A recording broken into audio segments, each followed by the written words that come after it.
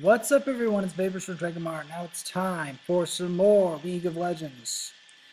I have many different stories to tell about this game and of what I have been doing lately.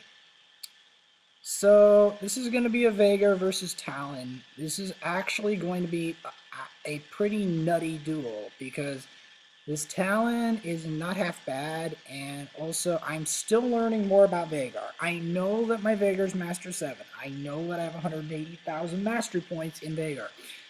But the truth is, there is some matchups that are not very common and that I'm not used to that are difficult to deal with.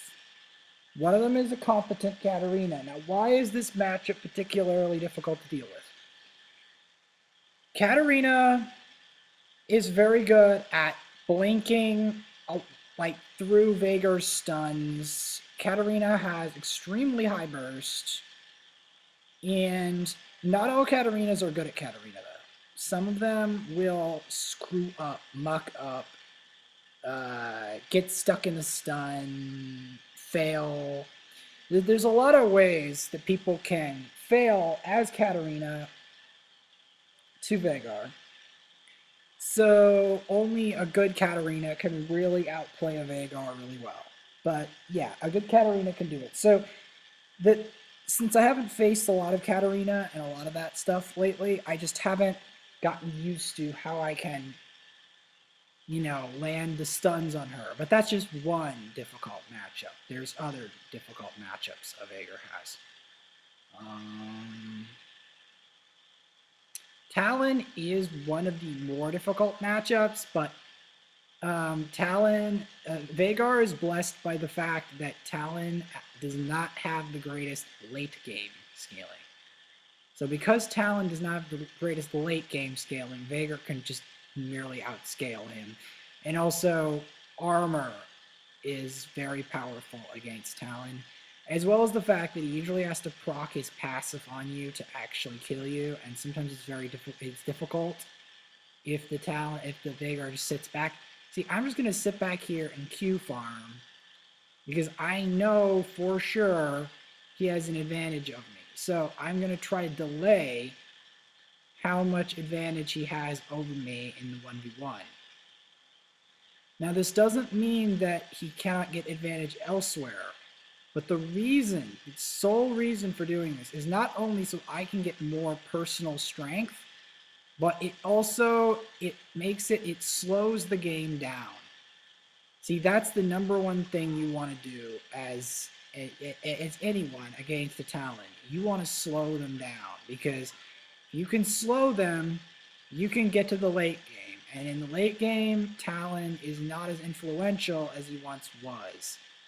Now, there's an alternative thing you can do, is you have to try to burst him quick.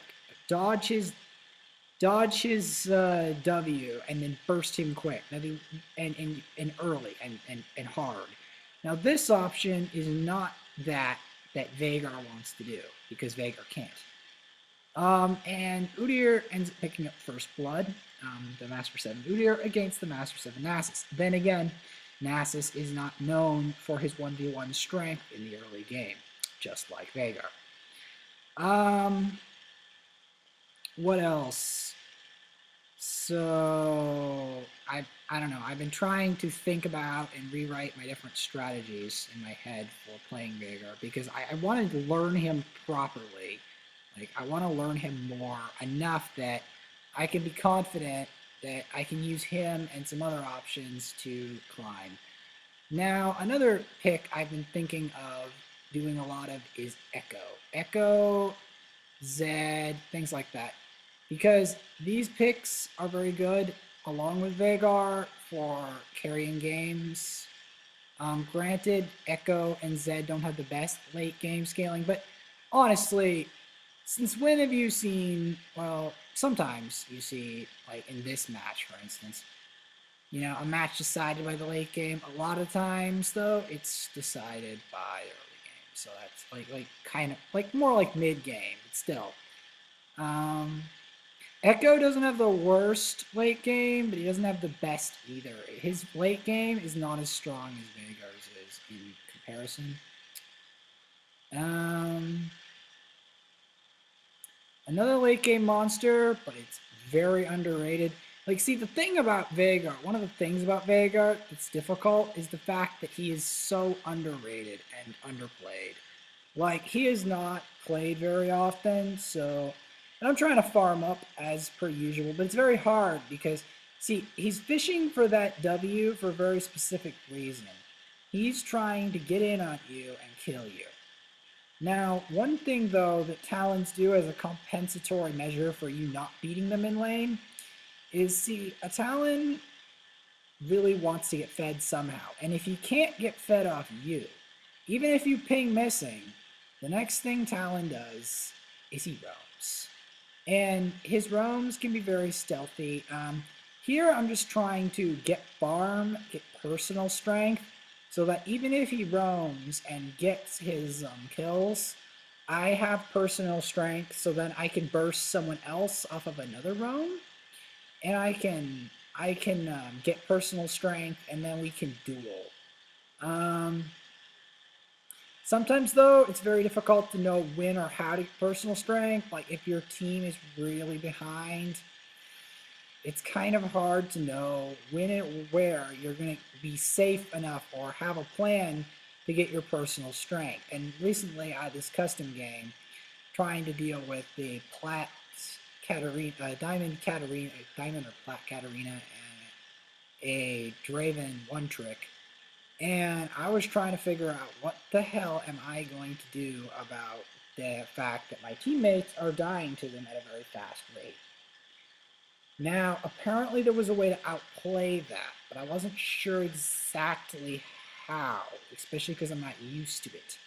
See, I have hard carried with Veigar before. Usually I end up super hard carrying in the early game on Veigar, only against opponents who do really dumb things. However, I will be showing recordings of opponents doing really dumb things and giving me kills for free. There are enemies that do this. They're usually in low rating, but yeah. I am of the low rating, so it makes sense. I'll also be showing Cassiopeia adventures and adventures on other champions. Now, you may ask why I haven't been posting more often, and that would be a good question. Well, I have been trying to grind relentlessly on two different projects. This League project, I've been trying to constantly improve at it. It requires a lot of grinding, and even if I were to record all my stuff live, which I'm going to try to record at least some of it live soon, there's so much stuff I'm trying to learn about this game and trying to improve, because there are so many people that are vastly ahead of me in this game. There are a lot of people that are behind, but the ones that are ahead are the ones that are antagonizing me. Yeah. So, my other project is my latest fourth book of the series of the 4 books that I've been writing since 2011. My latest is Sithandra and the World's Greatest Evil. Now, you may ask, yeah, so what am I working on in that specific section of the book? Well, in this book, I am currently working on the first third of it. In specific, the 3 first biomes of the first world and the characters in them. The reason for it is if I get that done, then gonna ping missing, push the wave, because I don't have a lot of 1v1 strength against him. I am trying to farm, see, because he does want to get a kills early. So I'm gonna try to roam so he kills Alistair. I did say that they were missing. I was gonna try to find him, but yeah, he did kill Caitlyn too. See, this is kind of how Talon works. I will be killing him later, but he will snowball. I mean, I will get kills, but he will snowball. So that's kind of how that is. He will solo kill me later. Granted, I could have roamed with him, but I don't feel like I have a lot of 1v1 strength. That's why I didn't. Maybe I'm thinking maybe if I had the 1v1 strength for that. But I wasn't sure at the time. I did warn, I did ping missing, but they didn't back off. I wanted them to back off so that I could get more 1v1 strength. Now, there might be a way of having 1v1 strength over a Talon as Veigar, but one of my problems is that weak early game of Veigar makes me, because I know of its weak early game, because I'm hesitant on that. Like, I don't know 100% how to take advantage of it. Now, there was one technique I figured out that gives Veigar an early game. Electrocute. However, this comes at a cost of defensive stats. You become very squishy doing Electrocute Veigar, but damage isn't really an issue. So that's the con of that. I did some damage. I tested my damage on him, but my damage isn't very high. Like, I wanted to test. Could I burst him as much as he could burst me? Not at the moment. So, because it'd have to do more damage than that for me to want to kill him.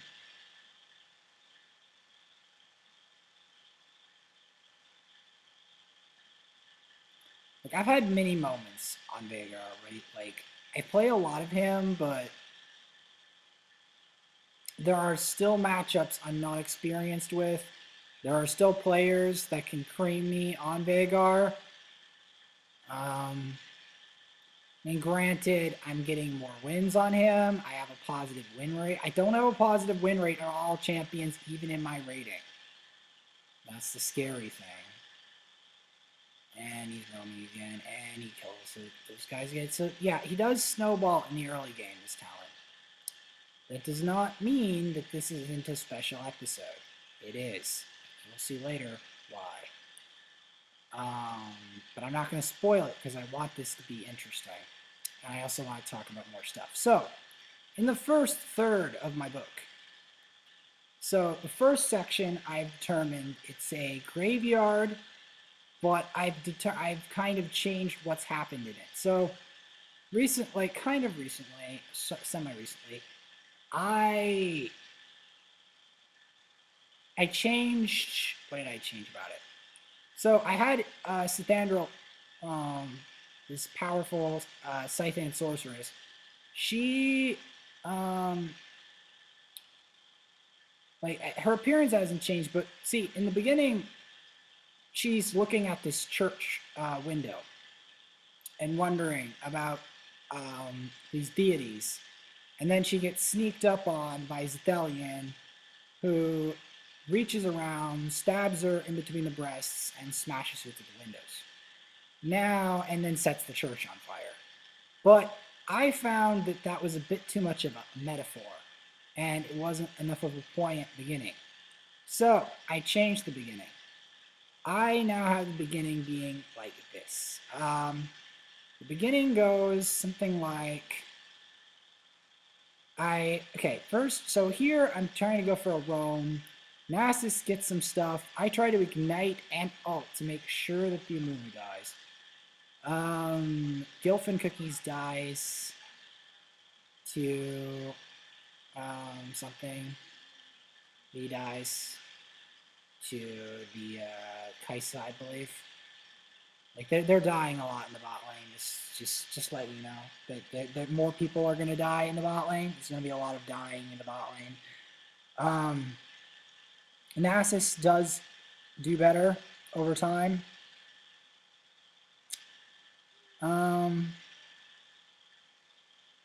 So I get my Dark Matter on him and my Baleful Strike. So I managed to get 2 kills there. So this gives me definitely 1v1 strength and map pressure. Kaisa ends up getting the first turret, and then Nasus gets the second turret.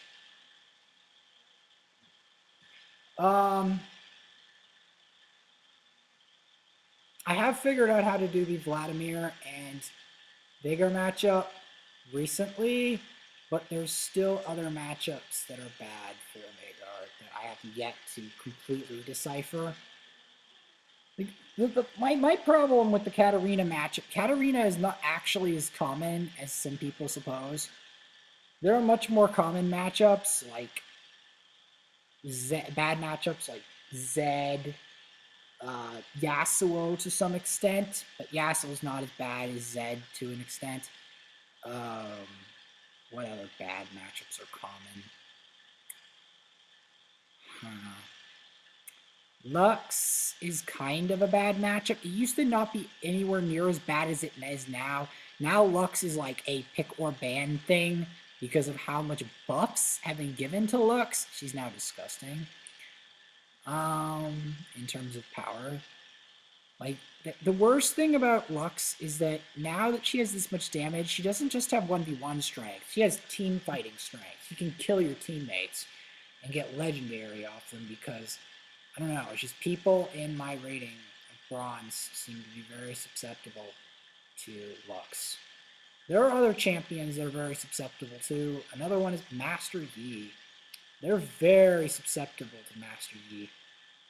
And of course he becomes unstoppable. He gets another kill on the Caitlyn. But Nasus is on a killing spree, but that's good. I'm going to have to try to roam bot. I'm kind of slow. He gets a double kill. I'm going to get some dark matter. I'm going to get a kill off with my ults and then die to Talon, and I put some dark matter down. I did use Azonias to strategically survive the burst because I need kills to have 1v1 strength against a Talon. Because the one thing about snowballing Talon is his burst is pretty damn high. So generally, you're going to need something to at least survive the initial burst. At least for a little bit. Even if the Talon is not the best on the planet. This Talon is decent. It's just I have a bad I have a feeling there's more competent Talons that I have not played against. See, because Katarina and Talon both come in skill levels. So, like every champion comes in skill levels. I'm only used to fighting people of a semi-low skill level. So that's one of my problems. Like, I've now realized that I can't just keep doing blind and draft pick and expect to improve. I have to actually go out, risk getting flamed, risk losing hard, risk feeding hard, try to not feed, and play in a ranked scenario and learn in order to truly become a better player. Because the trouble with fighting these scrub lords is you're not really going to be the best that you can be by doing that. Like, because the trouble is you'll just get used to the habits that bad players do. Like, I have a whole video I'm going to be posting after this one where I literally just get fed. Here I should have Zonias. I so should have Zonias this time because because they gets the healing and it makes them legendary. But this is not even the worst that can happen with these assassins. It can get to the point where you literally, even if you have Zonias, it doesn't mean anything. So, like, if the assassin's competent enough. And Gilfin Cookies dies again. I do make a comeback, mind you, but there are assassins you can't, like, you have to do new next level, like, tactics to try to make a comeback against them, but I'm not in the rating where that happens, at least in my, like, for me, so, like, I don't know, I'm thinking about, I'm trying to make the best use of some information I've been figuring out recently from players that are actually good at the game. So anyway, here you might be thinking, can I make a comeback from this stuff? Yes. Okay, so I get an assist here to help Spiffy Boy Wrath. Nasus. And he's going for a Zac ults to try to do some damage here. Chaos Boy Alfred. Here, I didn't land the edge of the stun. See, the one thing that's really important about Veigar's stun is I should have zone used this when they went under tower. Here, I think I make another big mistake. Because I know he wants to dive me. Kaisa misses the Void Seeker. So here, see, I get that, and then I get that with my ults. See, I should have just put the Dark Matter. I thought I could maybe burst them under tower more, but I should have went for his own use. But Cynic 420 goes under tower so far, she actually kills herself and gives me a double kill, which gives me a way back into the game. Even though I did not use Zonias, and technically I made a mistake, the Kaisa makes a big mistake too. That's more of things that happen. Like, there are so many mistakes that happen, as you can see in this rating that I'm in, that, you know, not doing ranked has a cost. Its cost is, if you don't do ranked and you just stay in norms and blind pick, you'll never figure out how to deal with people who don't make all these mistakes. You'll be relying on people to do these mistakes. And you'll like base whole strategies around the people that do the mistakes. Not the best thing, but it happens. So in my book, so I tried to change the beginning. So basically, instead of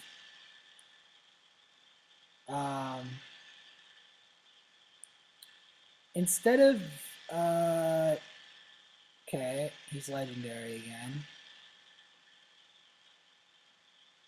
Now I try to get some damage. Okay, he has a double kill. Obviously gonna go for the triple kill, obviously. Just knocks in diplomacy. And I'm gonna put my Dark Matter, but now my ult has enough burst to easily get in.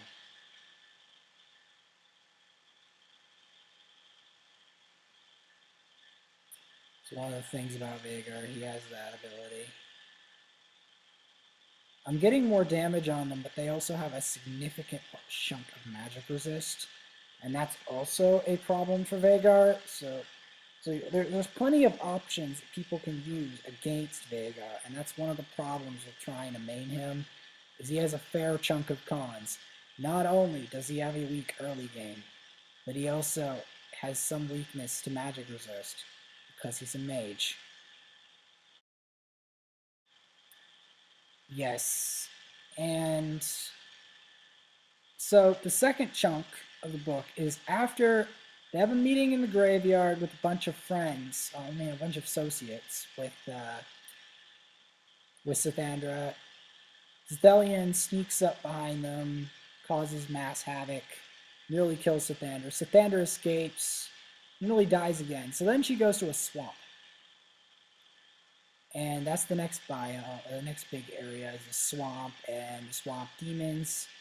She makes friends with the swamp demons, and she has to fight other evil things in the swamp. And then she goes on to the coastline, tries to learn from some pirates, including a famous Scythan pirate. By the name of, I think, Zathar. And this famous Scythan pirate, so I do use my zonies here, but I obviously go down. I almost have enough damage to cause him trouble. Nasus is now popping off because he has now reached a late game phase, but I will get my part in the sun soon. It's just, I don't know, I got bursted there, I got out of position. So, yeah, Nasus is now popping off, which is good for Nasus. Alistair is trying to chase Cynic 420. And Nasus gets the ace. It's good for Nasus. He gets the Q. His Q is very dangerous right now, and he also has a lot of tank, so he's very tanky to It's a lot of damage, and that can easily 1v9. Nasus has been known to 1v9 in my rating numerous times. People don't know what to do with the Nasus. They don't stop him split pushing. They don't stop him stacking. And when people don't stop him split pushing and stacking, he gets stronger and stronger and stronger. And no one notices him until it's too late. And then by the time they notice that the Nasus is super fed and super they don't just let him stack. They'll let him stack and then they'll try to fight him. Then they'll try to fight him after they let him stack. And then he'll kill them. And he'll kill them again and again. And then some of the people will ignore the fed Nasus, and then they'll wonder what the hell happened. Why is there a fed Nasus wandering around? So yeah, now I have a fair amount of farm, and a fair amount of AP, a fair amount of kills. But now, this is going to be soon. I'm going to be doing something that I have done. Some pretty interesting stuff's going to happen. Yes. Well, you'd expect something interesting to happen, wouldn't you? I mean, it's 25 minutes in. Veigar, this is when Veigar is in his prime, I'd say. 25 minutes is his prime. This is when he has a lot of ability power. It's a lot of damage and a lot of stuff. So, everyone's grouping mid, right? They're all grouping for the team fight. So yeah, I get the dark matter on them. They try to go for the redemption.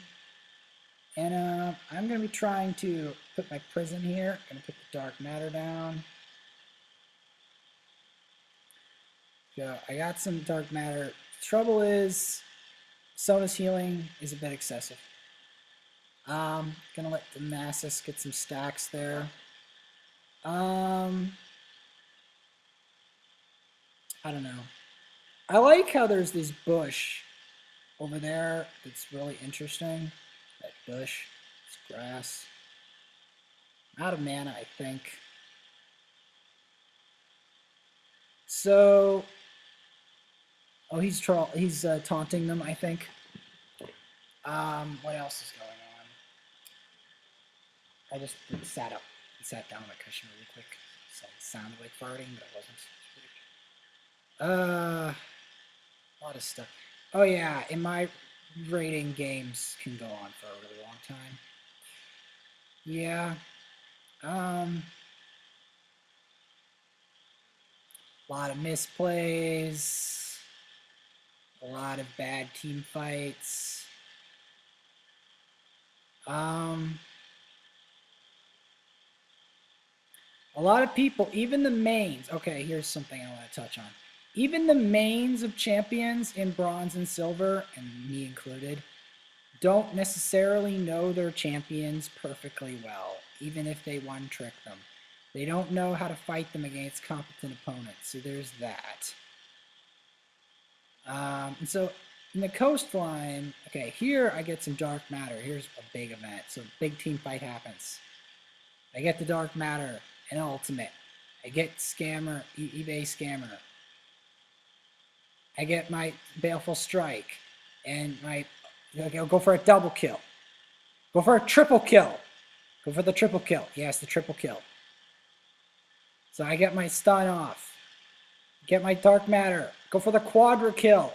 The baleful strike as well, trying to get more dark matter onto them. Trying to get them. And then for some unbeknown reason, I don't know why this is, then the Kaisa comes in for the perfect time for the pentakill. Yes, the pentakill. This is my first pentakill on Summoner's Rift on Veigar of Season 8, and actually just of general. This is my first Summoner's Rift pentakill on Veigar ever.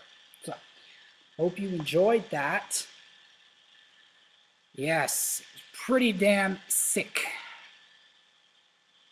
If I do say so myself. I don't know. I'm thinking about a lot of stuff right now. That was really good. Yes. I don't know why I'm so calm about this, but I was kind of I was pretty thrilled though. about that. I will be recording some of this stuff live. I don't really usually talk a lot even when I'm doing this live, but yeah, pretty damn good. Pretty damn good. What else is going on? Like, see, my problem in this game, and this is the thing that makes me kind of sad, is the fact that even though I've done these things, even though I've got the pentakills and stuff, even though I've done amazing stuff, sometimes I get these opponents, they just BM, they make me look bad, they want to frustrate me for the sake of frustrating me, and I don't know. Sometimes they'll try to like diminish my achievements or whatever, or like I just get these problems with these people in this game. There are people in this game that are both more competent and more toxic than a Veigar pentakill. So I'm gonna be going over here. I'm gonna Zonius. Nasus is going to TP to help save the towers. I Zonius for a very specific reason, because everyone's at me, not just Talon.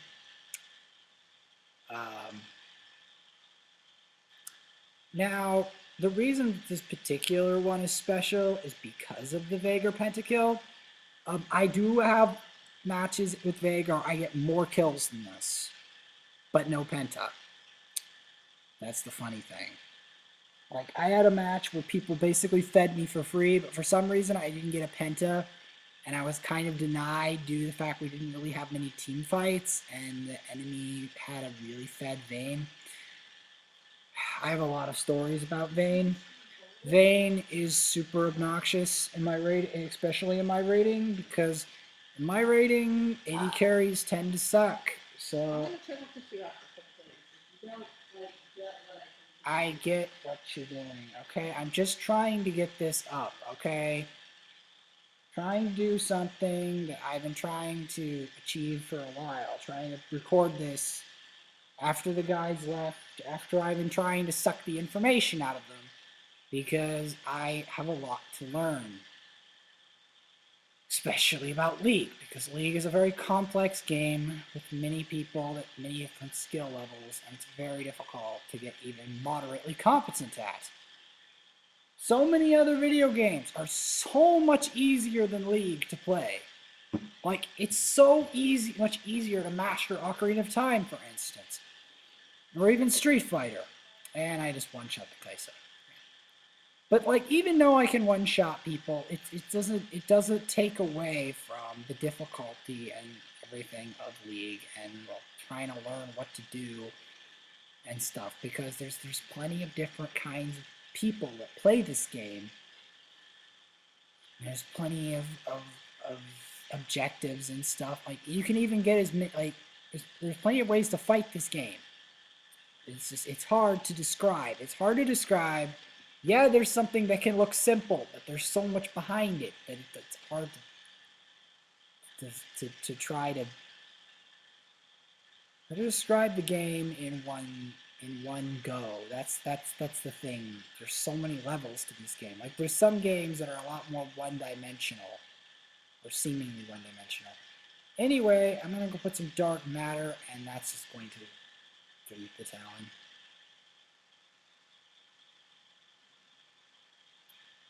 Talon has fallen off. Veigar is a burst mage, but he still has his weaknesses. We still could have lost this game easily. We had to do a combined team coordinated effort in order to do this. Veigar is one of the simpler mages. There are a lot harder mages to play than Veigar. One of them is Cassiopeia for a number of reasons. Number one, Cassiopeia does not tend to one-shot people, or really intended to. She has to kite. She has to kite the enemies in order to kill them. and she has to stun them with her ultimate. And she has to worry about positioning. And she has to worry about certain matchups like Zoe, who can stun her from a long way away and have high mobility, because she doesn't really have that much mobility either. And Cassiopeia's abilities are almost all skill shots, and a lot of assassins can easily dodge her venom. Assassins themselves, though, have a lot of challenges. They are troubled when behind. People often play assassins, so you're often going to be playing against assassins, and it's easy for them, like, if you are rusty at assassin or you do badly at an assassin, you get punished so hard. Like, it's very unforgiving, actually, to play an assassin. And some of them have a lot of mechanics. They are mechanically skilled champions who have many different, like, they're not simple like Veigar. They're actually quite mechanically complex, even if they don't look that way on the surface. So yeah, there's a lot of stuff going on in the background when it comes to these champions.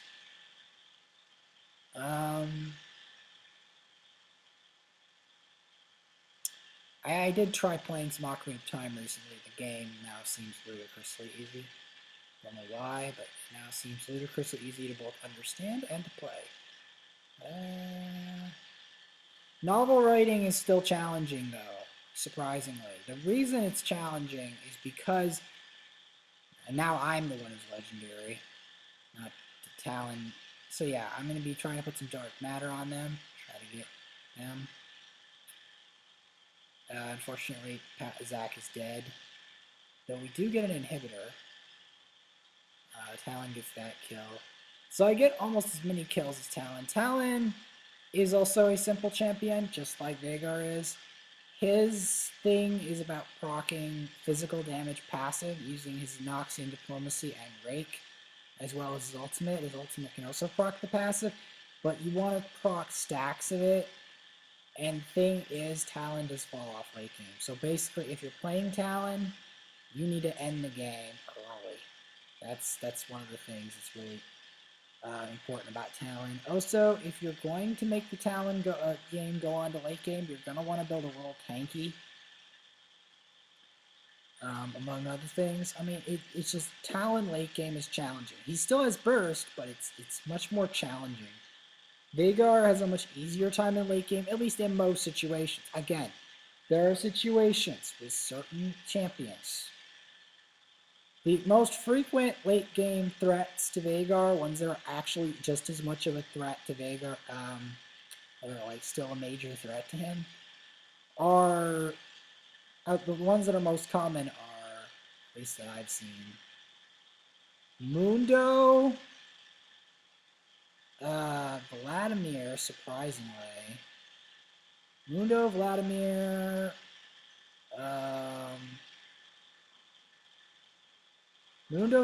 Garen. You'd be surprised how tanky Garen gets. You'd be surprised. Garen and Mundo are both disgusting in that way. Oh, and I just deleted because with my Dark Matter and my Baleful Strike. I don't think I even needed to use ult. Yeah, because the Kaisa does not bother with magic resist. I'm not exactly sure why. I'm going to be taking the Baron Nashor along with my teammates.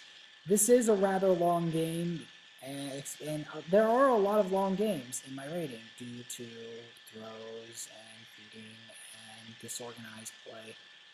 The weird thing is, in the pro scene, and this is another reason why you never see Veigar in the pro scene much, like I have seen him once or twice. The reason you don't see him, I'd say, is that he often preys upon disorganization and late game scaling, and that doesn't happen a lot in pro play, so he's not really that useful. His damage is not, like, even in pro play, like the one time I saw it in pro play, I did see a Veigar in pro play amazingly. He had to actually delay his damage. Here I'm going to be trying to use my Zonias to try to survive. And Udyr, I got to shut down in the Moo. Fortunately, this is another reason why this game goes on a little bit longer. He gets a stun on me. I do get my stun. I do get my dark matter, but I'm legendary. That's shut down. You may ask, despite the fact they get the ace, how does we win this match? Well, because they're still disorganized. They're going to wander around, mess around. Because they're going to mess around, this is one thing that always happens in low rating. It galls me. I'm like, you had the ability to get the win. You killed all of the late game bozos. Why did you not end the game if you were so intent on this? Why did you not end the game? Especially since you're playing a comp that's supposed to be early game. And then Nasus is alive. They waited until Nasus was alive, so that Nasus could get a backdoor. See, that's the thing that, one of the things that galls me the most, is that even when they have the win in their ballpark, they throw. Like, this is just one of the examples, many examples of crazy things that happen in my rating. Okay, I hope you enjoyed that, and I am going to be posting some more new videos later.